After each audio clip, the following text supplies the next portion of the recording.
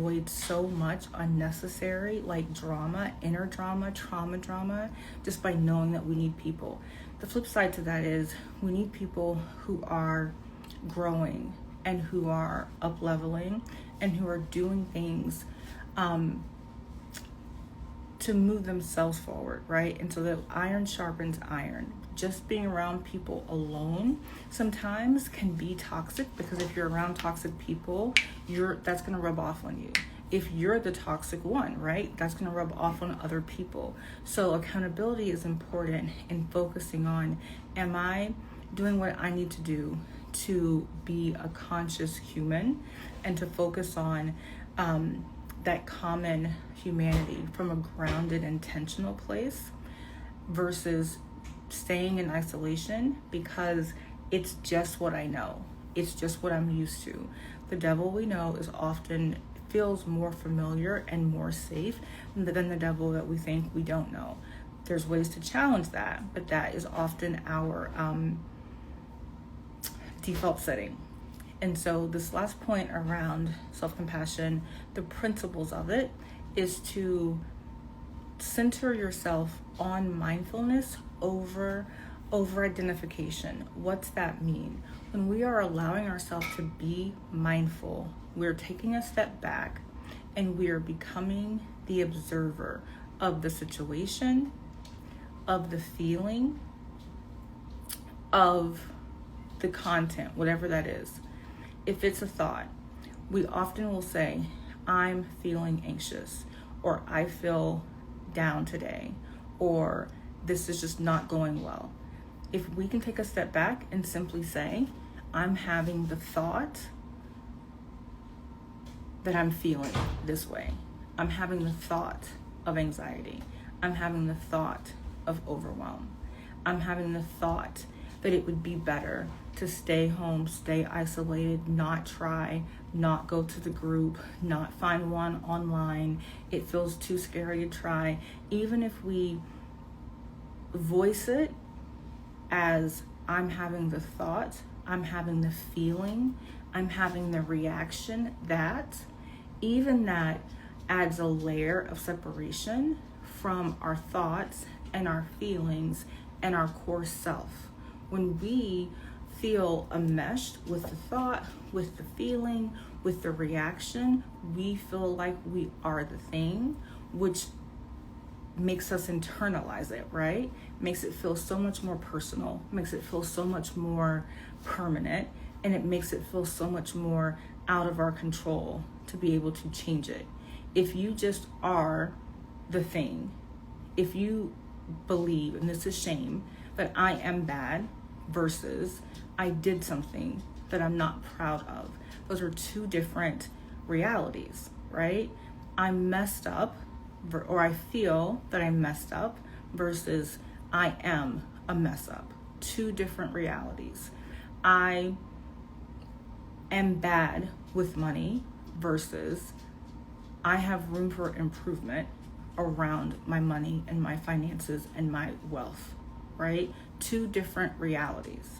When we can separate ourselves from the thought, from the feeling, from the situation, and be the observer of it, that's where we can take our power back out of the situation, what's going on, right?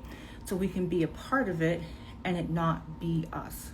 And so this can be really helpful as an approach for mindfulness, and helping us to not over-identify so much with everything in a place in our society where we are over-identifying with everything. It's like we're for this or we're against this. Everything is good, bad, right or wrong. And even though we are in a place where we do need to choose, right, what we believe and stand on it, and also be willing to examine our own beliefs. We also need to be willing to examine when we're being mindful and when we're not. And if you're choosing not to be, that's fine, that's your choice. But I would encourage you to think about, how does this make me feel when I am not being mindful what feeling, what result is this giving me? When I'm being more mindful, what feeling or result is this giving me? I learned that when I'm being more mindful, my entire life is just more ease filled. And I value ease, and I value peace. I value gratitude, right? I value fulfillment. And when I am in the place of the observer, it helps me lock in to all of those values and preferences, desires, right? Core desired feelings. So when you identify how you want to feel in your life in general, then you're able to decide, if I lean toward mindfulness, does this lead me toward how I want to feel or away from it? When I lean towards over-identifying with something, does that lean me toward how I want to feel or away from it? So good questions to ask yourself every day, right? When you're making a decision. The space between thought and action, or thought and response, that middle ground is a pause. Unless we're too busy running from one to the other to really notice it. When we can have the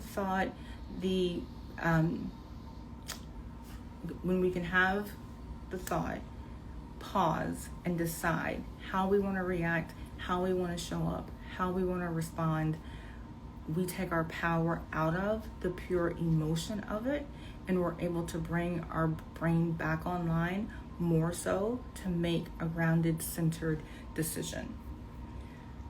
Let me know what you're taking away from that, what feels resonant for you. If you have questions, please drop them in. I will circle back and answer them. The other thing that I want to say about self-compassion is just, you can always find your power in the present moment. And so when you are leaning in to self-compassion as the way that we treat ourselves, am I willing to be compassionate towards myself? I can be compassionate without making excuses for myself. I can be compassionate without always letting myself off the hook without any accountability. I can be compassionate and still meet goals and have deadlines and move myself and my life forward, right? I can be compassionate without needing to lie to myself. And I can be kind to myself the same way that I would be kind to someone else if they were having the same situation. Now, if you wouldn't be kind to someone else, right, it's going to be challenging for you to be kind to yourself. But the more that you lean into kindness as a value, as a real pillar in your life and business, the more you can give that to yourself and to others. When we think about and we feel into self-compassion, I invite you just to notice a situation or an emotion that's come up for you lately. And I wonder if you could normalize the context, whatever happened, whatever it was, bad day, you made a choice that you don't love, you handled something in a way that you didn't like, you accepted something that looking back on it like you wouldn't accept again. Can be anything. Yelled at your kids, you weren't kind to a client, you didn't keep your